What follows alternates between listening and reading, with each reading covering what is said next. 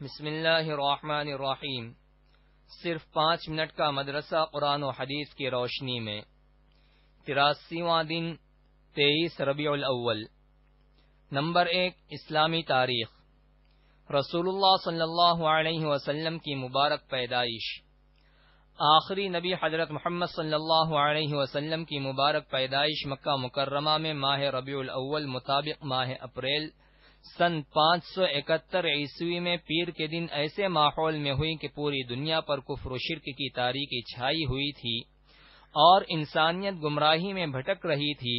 گویا روحانی طور پر ہر طرف اندھیرا پھیلا ہوا تھا، اور جو اللہ ہر روز چاند، سورج اور ستاروں کے ذریعے سارے عالم کو روشن کرتا تھا، آج اس نے انسانوں کے تاریک دلوں کو اپنی عبادت و بندگی کی روشنی عطا کرنے کے لیے اپنے پیارے بندے حضرت محمد صلی اللہ علیہ وسلم کو ہدایت کا آفتاب بنا کر سیدہ آمنہ کے گھر پیدا فرمایا۔ پیدائش کے بعد دادا عبد المطلب نے محمد نام رکھا۔ یہ نام عرب میں بالکل انوکھا تھا۔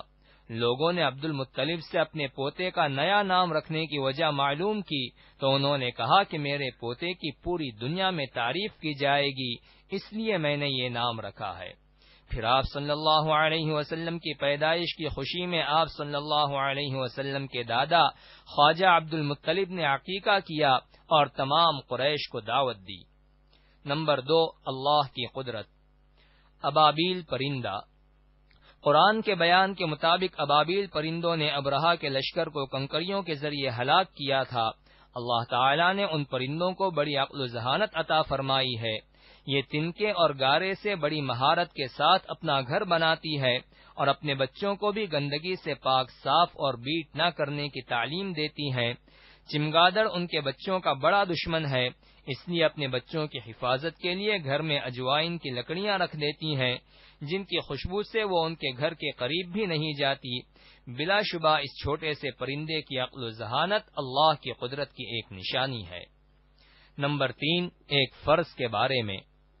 والدین کے ساتھ اچھا برتاؤ کرنا۔ قرآن میں اللہ تعالی فرماتا ہے، والدین کے ساتھ اچھا سلوک کرو۔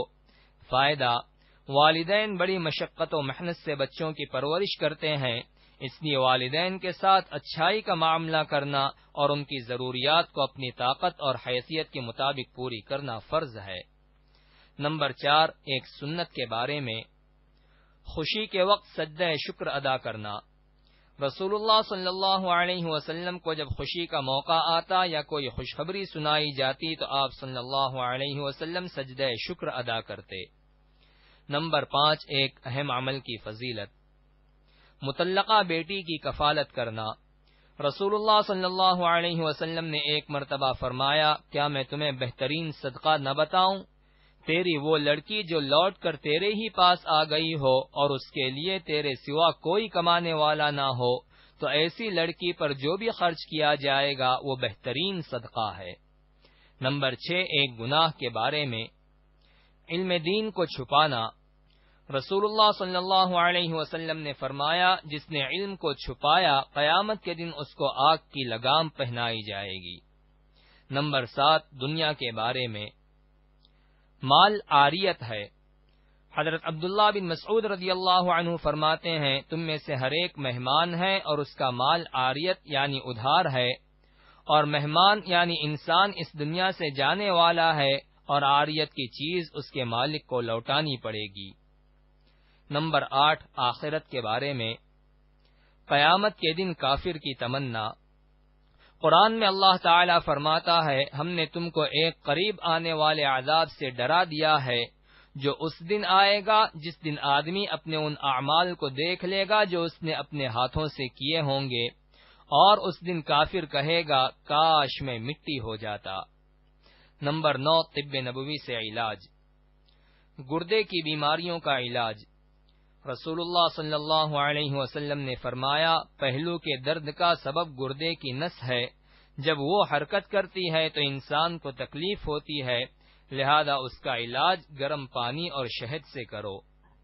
نوٹ: گردے میں جب پتھری وغیرہ ہو جاتی ہے تو کولہوں میں درد ہوتا ہے، بلکہ اکثر اسی درد ہی کی وجہ سے بیماری کا پتہ چلتا ہے، اس کا علاج آپ صلی اللہ علیہ وسلم نے یہ بتلایا کہ گرم پانی اور شہد ملا کر پیو۔ نمبر 10، قرآن کی نصیحت۔ قرآن میں اللہ تعالی فرماتا ہے، تم ایسے عذاب سے بچو جو صرف گناہ کرنے والوں ہی پر نہیں آئے گا، بلکہ گناہ دیکھ کر خاموش رہنے والوں کو بھی اپنی پکڑ میں لے گا۔ خوب جان لو کہ اللہ سخت سزا دینے والا ہے۔